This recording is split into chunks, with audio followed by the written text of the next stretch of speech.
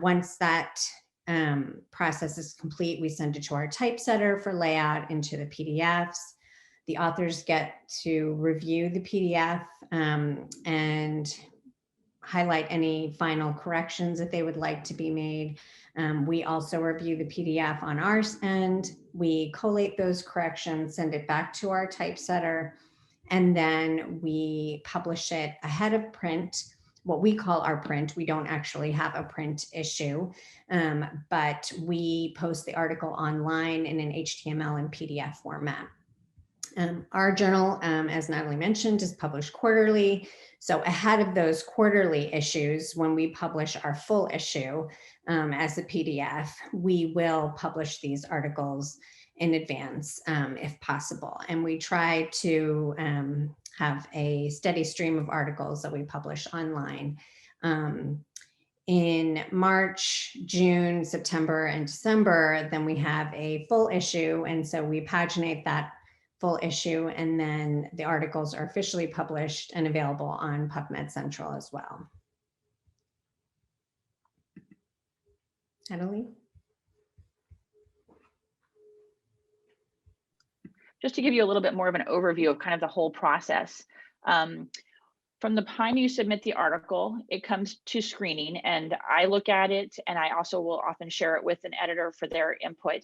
And if we decide that it should go onto a full team, then the 2 to 3 editors will look at it together and make a decision as to whether it should move on to peer review or whether it needs an intervention. And our journal is a little bit unique in this situation in that we do interventions, which means that if we really see that there's like a kind of a gap here that we think will be critical for the peer reviewers to take into consideration, we'll send it back to the authors to have them revise it and then review it again and then send it on to peer review once we feel like they've sufficiently answered some questions that might be there. So all of these, steps do take time, obviously, and not every article will go through all of the steps, but the screening takes about 4 weeks. And if there's an intervention, that usually takes 2 to 4 weeks. Peer review right now is taking like anywhere from 4 weeks to 12 weeks. It's been very difficult finding peer reviewers these days. With everybody stretched very thin, it's not as high a priority, but we're still moving articles through. Some move faster than others. It just depends on how many peer reviewers we can get and how quickly they peer review. Once we get the peer reviews back, the editors review those, and then they decide whether it needs to be revised, which is typically the case, but often those peer reviews might not be very positive. And so there's occasionally times when they'll be rejected. If it's revised, it goes back and it takes, a couple of weeks for the authors to revise it. Sometimes they ask for additional time. Then there's occasionally times when there'll be a second revision as well. Then it goes, once we accept it, it goes to copy editing and proof. And then as Sonia mentioned, we will publish these in advance of the actual issue when we can. Just depends on the timing, at what point it's getting to that stage. And then we will finally publish that issue. So, for example, if your article gets published as a PAP or an advanced access article, like a few weeks after the last issue, then it will not be published formally until the next issue. So like we just published an article for this conference actually, and it'll officially be published in the June issue, but it's online right now. And so the total time is taking right now between 6 to 12 months. This is longer than we are normally, but with COVID, and as I said, people's time they're being stretched very thin, things are taking longer. But we are hoping to get back to a regular schedule soon because things are, I think, hopefully going back to normal. Sonia?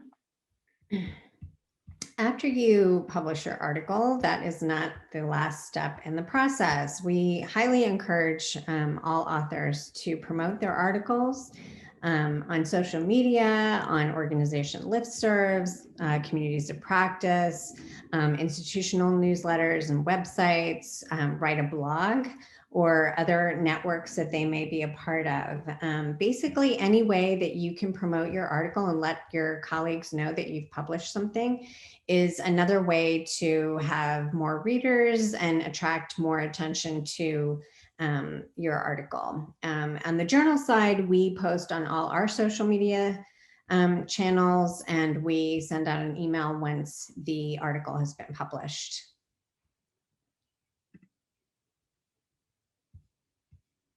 that wraps up our presentation. If you have any questions, please type them in the chat. Yeah, thank you all for patiently letting us go through those slides. I have one question already. It says, can we submit an article for the editor to review its suitability for the journal, and how long does it take to receive a reply? I will say that you can. We do get emails all the time asking, if their article is suitable. It's less of a formal process, so I will say that it can take a week or 2 weeks, if not longer, just because we're trying to integrate something that doesn't come through our normal system into kind of a workflow of review. And even if it's, if I see right away, and I'll ask questions right away, like about the article, that will help me make a decision, but it doesn't necessarily, guarantee anything. But the best way is really to submit it. And we are moving things a little bit more quickly in that respect. So rather than it was like 6 to 8 weeks for a while, and it's back down to kind of 3 or 4 weeks. But yes, please feel free to send us an email, and we'll get to it as quickly as we can to let you know whether we think it's suitable. And if you want to stop sharing the screen, maybe we can see everybody, Sonia. Oh, yeah. And you're welcome to raise your hand or just turn off your mic and ask us a question. I'm curious if people felt like that was what they came to this session for.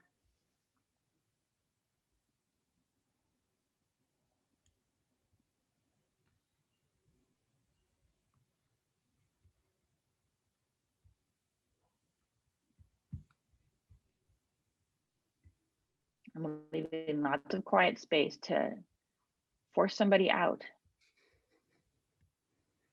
All right, well, if we don't have any other questions, then I will take that as a sign that we answered everything that you came to this session intending to find out about.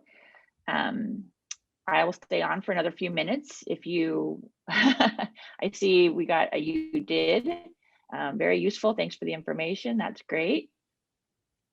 A lot of what we presented to is applicable to other journals. So we just hope that you will, get your results out and publish them somewhere. We would love to see those that are mostly programmatically focused, but obviously there are a lot of journals out there, and I think every one of them has their own special niche. So I highly recommend that everybody goes online and carefully reads the instructions for authors. We've highlighted a lot of those points here about answering the important questions about context and implications and what does this really mean, its relevance in the current body of literature and things like that.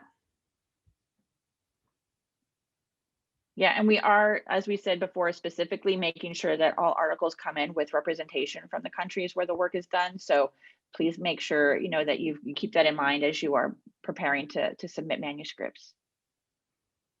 All right, well, if there's no other questions, you can come to our website, www.ghspjournal.org. I'll put it here in the chat, and feel free to send us an email through that. It comes straight to me and Sonia, and so we do answer them as quickly as we can. So yeah, good luck with all of your work, and enjoy the rest of the conference. Thank you.